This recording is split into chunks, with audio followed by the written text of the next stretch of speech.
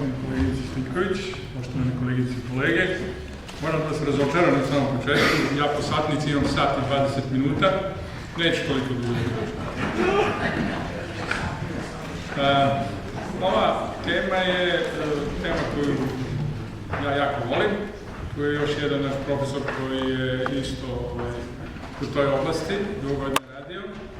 Žao mi je što kroz ovo moje izlaganje neću moći da pomenem druge grupe koje vrlo ozbiljno i lepo rade u našoj zemlji.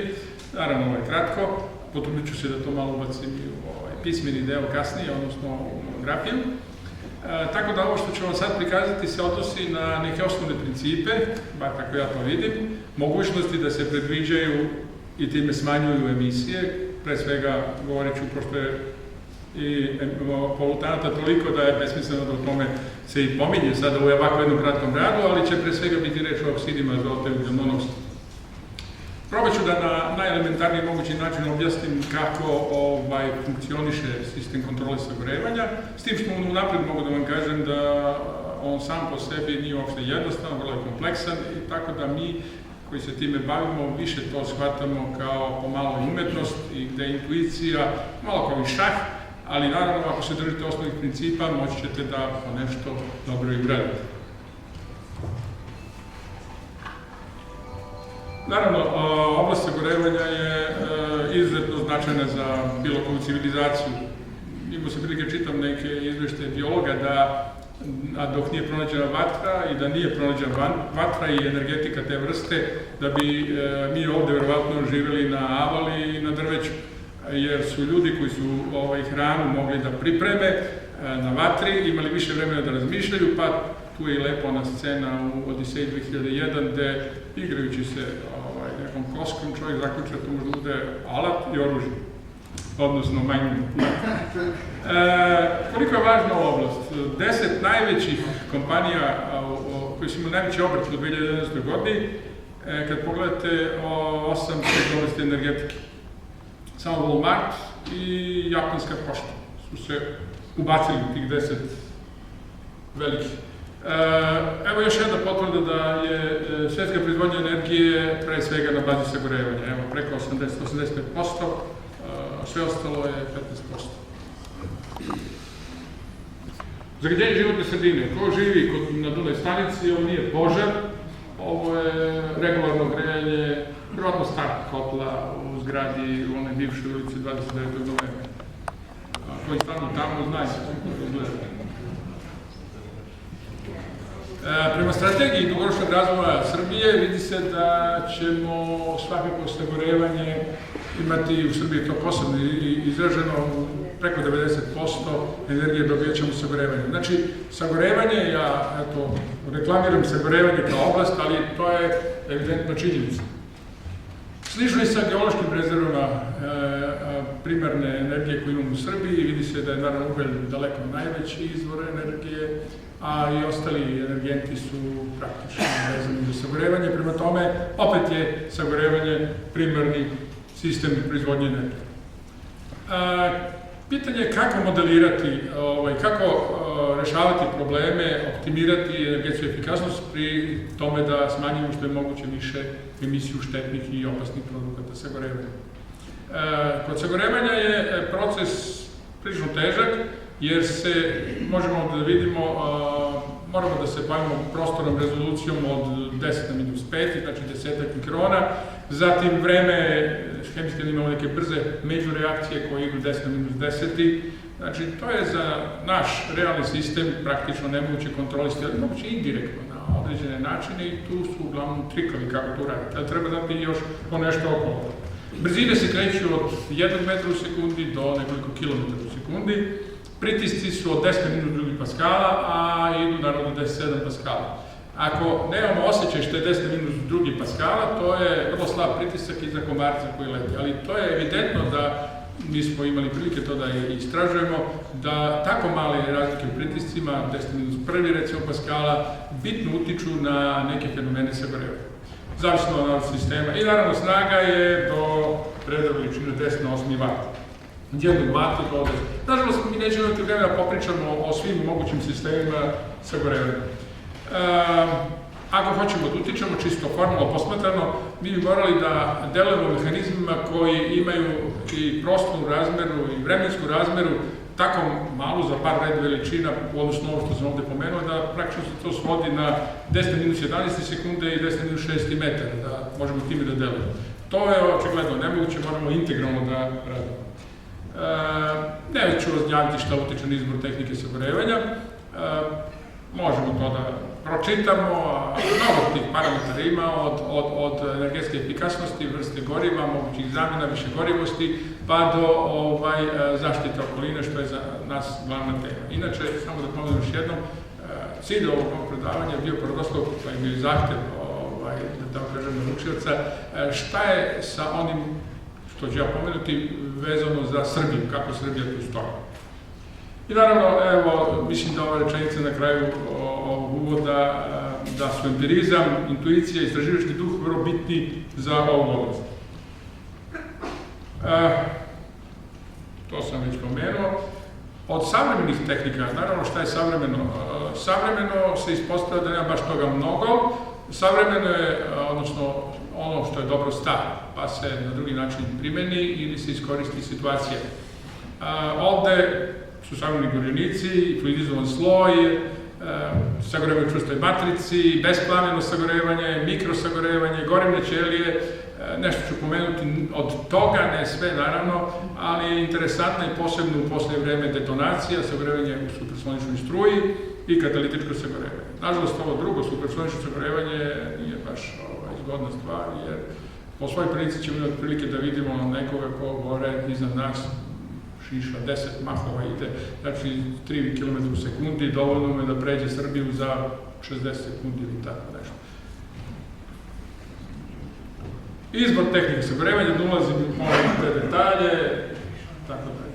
Evo kako izgleda nešto što postoji kod nas. To su neki prilično dobri sistemi sagorevanja, u ovom momentu govorimo o nekim savremenim gorionicima. Da bismo vidjeli kako nastaje, kako se realizuje takav gorionik, morat ćemo vidjeti neke principe. Ovaj gorionik konkretan, on je koncipiran za mikrogasne turbine, ali to su vrlo oštri uslovi, a ono što radi dobro u mikrogasnim turbinima odlično radi kao običan gorionik. Ovo je naš gorionik, evo kao što možete da vidite, pošto je ovo pitanje za gasne turbine, onda je apscisa, za one koji se sagorevaju, inverzna koeficijentiška vazduha. I može se vidjeti da je emisija ovog gorionika izuzetno mala. Data je granična vrednost za termoelektrane, granična vrednost za gasne turbine, on daleko prevazilazi što trenutne zahteve u toj oblasti. Slično je i sa ugljen monoksidom, kao što vidite opet to značajno ispod. Ovdje imate fluktuacije iz jasnog razloga zbog toga što je sagorevanje vezano za turbulenciju, a malo ćemo reći nešto i o tome kasnije. Ja neću da vam pričam o mehanizmima sagorevanja, je to besmisleno na ovakvom skupu, ali mogu da kažem sledeće. Oni nevaljali, da kažem, koji se pojavljaju u celoj priči, neki atomi, molekuli, to su nevaljali i valjali, da tako kažem. To su ovi koji sam ovde pomenuo, atom kiselnika, vodonika, azota i tako dalje. Pa ako umemo da ih uništimo u nekom momentu ili da ih potisnemo, to je dobro, a u drugom momentu je zgodno da neke druge koji su dobri za procese da malo favorizujemo. Eto, to je opet generalna ideja kako to treba raditi. Evo jedan od pristupa, da bi znali o čemu se radi. Prvo morate da utvrdite kako izgleda front plamena, raspodela koncentracije raznih. Ovde u ovom slučaju je prikazan je atomski kiseonik i CH grupa i vidi se koliko oni u jednom laminarnom plamenu traju. Vrlo kratko, to su redove veličine 10 minut 4 sekundu. Znači, to je ono o čemu moramo da vodimo računa. Ali recimo NO je relativno duže se nastaje, oksidazoto. Ti radikali, odnosno atomi, atomske grupe i molekuli imaju svoju genezu i nestanak i ovi interesantna jedna kriva koja pokazuje kako u funkciji temperature oni nastaju i kako možemo da ih uništavamo. Pored ostalog, temperatura je jedan od ključnih faktora da je biramo šta će s njima da se dešava. Front plamena koji uglavnom imamo je turbulentan, tu se sada fizika mnogo isprepliče sa hemijom i to je u stvari najteži deo posla modeliranja, odnosno proračuna. Ovo je još uvijek samo priča o frontu plamena gde se vidi kako je ugljen monoksid komponenta koji vrlo sporo reaguje. Plava boja ovde, tamo plavi koja lagano pada, pokazuje da to dugo traje. I to je isto problem.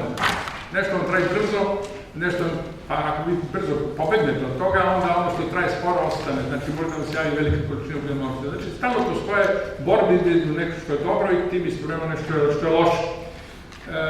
Inače, kod modeliranja, samo ću ukratko da kažem, u numerici, danas se smatra, ima puno ideja i detalja, ali se smatra da je 3 osnovna sistema postoje modeliranja, smatra se kompjuteri mnogo toga mogu da pomognu i to je tačno.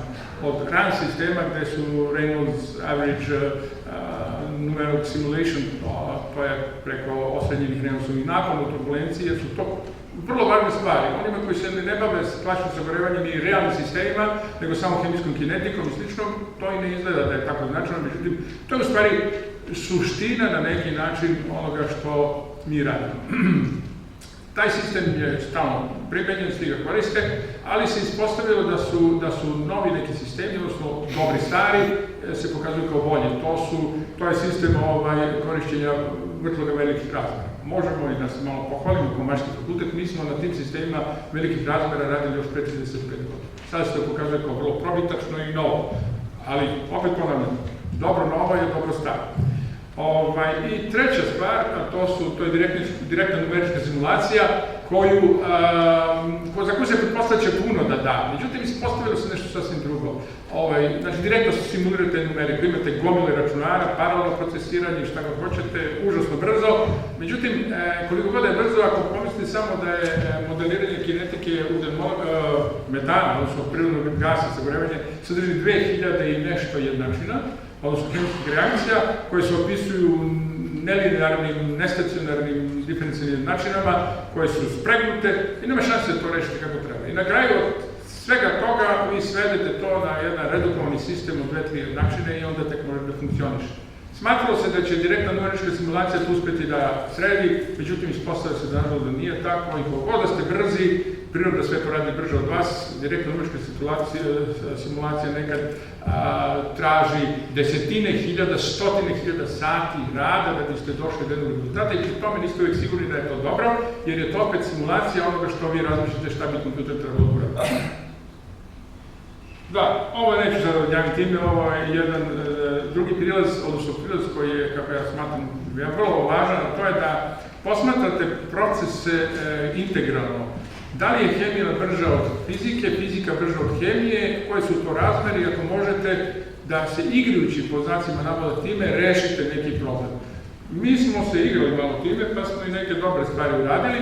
Ovo je poznati dijagram emisije, odnosno u homogenom reaktoru emisije oksida azota u funkciji koeficijenta viška vazduha. I vidi se da je tu negdje oko stikiometrije najveća emisija oksida azota i pada što je smeša siromašnije, što imate više vazduha, manje gore, vidjeći na desno. Umeđu vremenu, pošto se pojavio ugljen monoksid, kod svih ugljovodoničnih jedinjenja se pojavio ugljen monoksid, vidite da ugljen monoksid strahovito raste oko stikiometrijskih smeša oko jedinice i oko dvojke kada dolazi do gašenja plamena. Znači, što je nešto dobro na jednom elementu, na drugom ispadne loše. Ovo je stepen korisnosti postrojenja. Što je veći koeficijent vazduha, gubite novac. Znači, za neko ko proizvodi, energiju bi hteo da ide u što manje gubitke. Ovo je integralni dijagram kad sve to saberete i vidite neke strelice ovde. Ova glavna strelica pokazuje gde bi proizvođač energije hteo da ide, da je to što jeftinije. Mi koji se bavimo sagorevanjem, mi imamo problem ove vrste. Da idemo prema lambda negde 1.4, 1.6, jer to je situacija kada su minimalni i oksidi azota i ugljen monoksid. Ovo govorim o smeši koja je homogena. Ako imate difuzno sagorevanje, tada je situacija još komplikovanija i naravno to je prilično komplikovana situacija kada imate sagorevanje recimo uglja ili u sloju ili u sprašnom stanju. Stvari su još mnogo komplikovanije. Evo šematski prikaz gorenika i ovo je meni lep šlagvort da pokažem nešto interesantno, a to je kada kompjuter prelazi sa doc file u file PDF. On je ovaj vazduh ovde u središtu na ovom crvenom polju što piše tamo, on je zapravo levo dole. I on je to ubacio, on je napravio brljotinu. Ja sam to malo previdio u stvari. Znači, ovo je sistem, šemski prikaz gorivnika. Znači, koristeći ideju da hemijske reakcije traju, da pri tome su neophodni mešanje i prenos toplote, jer sagrevanje je kontinualno zagrevanje do temperature paljenja. Pri tome, sve ono što smo malo prepričali se dešava u reaktorima koje smo ovde prikazali kao 1, 2, 3, 4 neka uslovna reaktora koji su fluidni, nemaju granice i te granice često prave ogroman problem. Jer ako imate recimo zonu sagorevanja preštika pola metra i meša se sa relativno hladnom okolinom, recimo ložištem gde je temperatura 800-900 stepeni i tako dalje, onda one spoljne zone od 5 cm zapremenjske su iste kao i centralna zona. Drugim rečima, to što se dešava pri sagorevanju, što vama čini da se dešava u centralnoj zoni, kako ste računali, pravi vam problem ono pozadnje. Ja čak napolju. Ako još pri tome imate turbulenciju i ne znate šta s njom da radite, onda ste u problemu. Evo jedna studija termoelektrana jugoistočne Evrope, imao sam zadovoljstvo učestvovati u takvoj studiji. Evo šta je emisija NOx-a iz termoelektrana Bugarske, jugoistočne Evrope, sem Slovenije. Vidi se da prema godini puštenju u rad ne može se postaviti nikakva korelacija. Nekad moderne termoelektrane puštaju više, emituju više oksida azota nego stare termoelektrane. Od snage isto ne može se postaviti nikakva korelacija. Naravno, vidi se korelacija vezana za vrstu goriva. Gasovito gorivo daje najbolji emisiju. Kapitalni troškovi DENOX sistema, odnosno smanjenje emisije, vidi se to je za očekivati, sa povećanjem snage opadaju troškovi. Uredbe o graničnim vrednostima emisije, ovo je situacija u Srbiji od pre 6-7 godina. I predložene metode za smanjenje emisije, odnosno rešavanje emisije oksida azota iz naših termoelektrana, ako bismo to rešili, ta količina, odnosno suma novca je tada bila oko 68 miliona evra, a sada je negdje oko 76 miliona evra. Znači, nije mali novac, ali nije ni toliko veliki budžet nauke, Savremeni gorivnici malih snaga, tu su imate dva vrste gorivnika koji prirodno dovode sistem u rad i prirodno. Naravno, prednosti i manje su rešite, ovo su granične vrednosti, ovo ovde što vidite što pada na dole, to su budući standardi, hamburški standardi, gde su granice izuzetno. Znači, rampa se stalno postavlja nama koji se bavimo time i mi stalno pokušamo to preskočiti. Ovo je Alfa Plan Debra iz Vranja, kako izgleda njihov jedan gorionik na levo i drugi gorionik, isti taj gorionik koji koristi biogas. Ima problema. Mi smo izvršili analizu 22 gasna uređaja koje smo našli na tržištu Srbije i videli, ovo su crvena linija je neka granica, savremena granica emisije, vidi se da većina ne zadovoljava. I što se tiče ugljen monoksida takođe, deo ne zadovoljava, deo zadovoljava. Ovo je jedan lep projekat koji smo imali u okviru FP6 projekata gde smo razvili jedan gorionik atmosferskog tipa, znači sve radi prirodno, da tako kažem, koji je trebalo da pređe ono što se kaže cutting edge i uspeli smo u tome i dobili smo performanse koje su izuzetno dobre performanse, prevazilazno što je trenutno bilo i tada je u to vreme, pre 4-5 godina, to je bio jedini gorionik koji mogao da koristi biogas i da pri tome nema čak i protiv bolje neke performanse. Evo kako izgleda njegovi plameni otvori, to su 1 mm otprilike zazori. Radili smo naravno numerikom, bez numerike ne možete, ali ima lepih slika, ali je više nam je pomogla glava nego ovo. I naravno, vidite, to je jedan poznati plamen, takozvani W plamen, čiji je trik, uslovno rečeno, smanjenje emisije oksida azota vezane pre svega za to što radi na lambda 1.3 i 1.4, koji je centrališka vazduha, a pri tome ovi sa strana na krilca su posljedica lokalnih strujanja, pri čemu poprečni presek gorionika, koji je ovakav otprilike, je izuzetno važan, jer daje mikrostrujanje i mikrovrtloge koji izuzetno smanjuju emisiju oksida azota u ovim spoljnim zonama. Evo još nešto, koliko je važno rastojanje između tih zareza. Evo, možemo da vidimo, ovo je hamburški standard, to je neka budućnost. Ako pogledate donju liniju, donja linija je 5 kW snaga tog našeg gorivnika, on apsolutno zadovoljava. To ne da zadovoljava, nego žestoko zadovoljava, ali može i da zadovolji ovakav kakav je i pri tome, naravno, treba voditi računa o tehnologiji samih procesa, ali je dobro kada idete na veće rastojanje između tih sitnih zareza.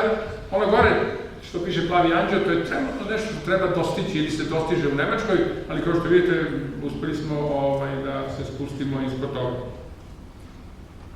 Pored ostalog, nas je zahtevamo da Gorenik ima više gorivo svojstvo, da koristi prirodni gas, propan, butan, srpski prirodni gas koji je loše kvaliteta i biogas.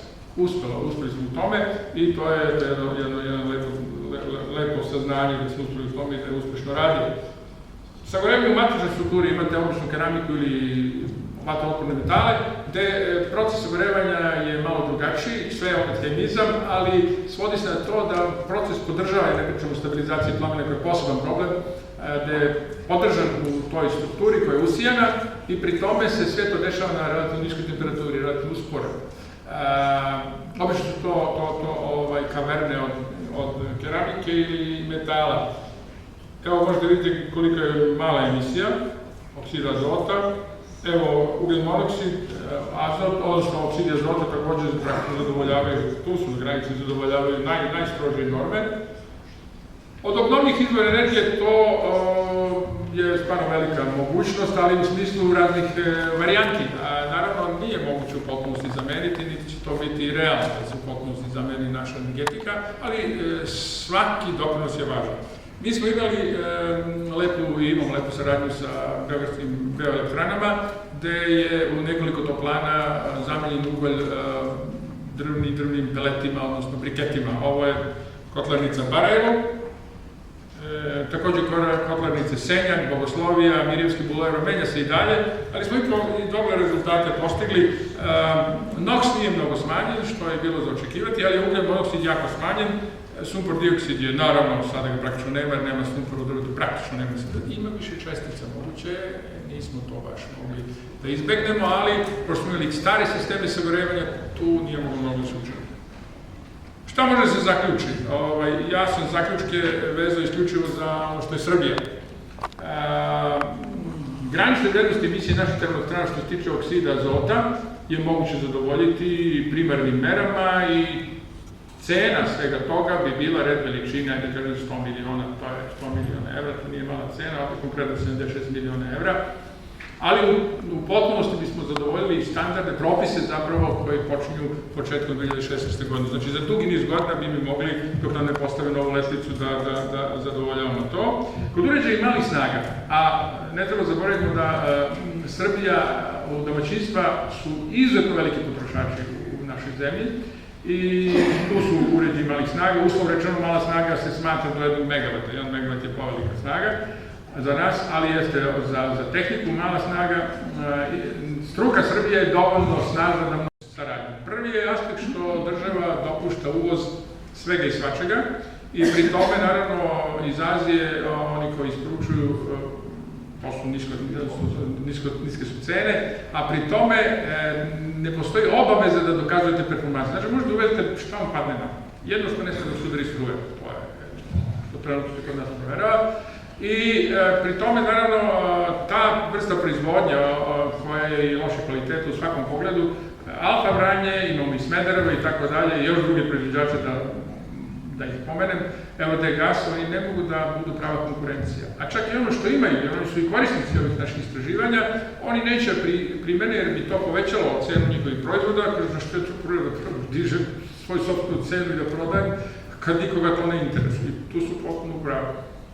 Nažalost. Domaća industrija bi mogla to mnogo da proizvodi, sećamo se da je Minel proizvodio i velike gorivnike i moglo bi da proizvodi i za termoelektrane. Šta se desilo među vremenu, privatizacija. Nadam se da ćemo imati Minel koji će moći tako nešto da radi u budućnosti. Obnovljivi izvori energije, imamo pozitivne trendove i to treba podržati. Sve se više koristi biomasa, da ne pominjem vetar i tako dalje, nema veze sa zagorevanjem. I imamo razvijene višegorivne gorivnike i mogu reći da još uvek u Evropi nema baš tako. Sad su u poslednje vreme, pre godinu dve dana, pojavljaju proizvođači nemački koji se hvale da imaju višegorivne performanse. Eto, to bi bilo, nažalost nije sat i kusur, ali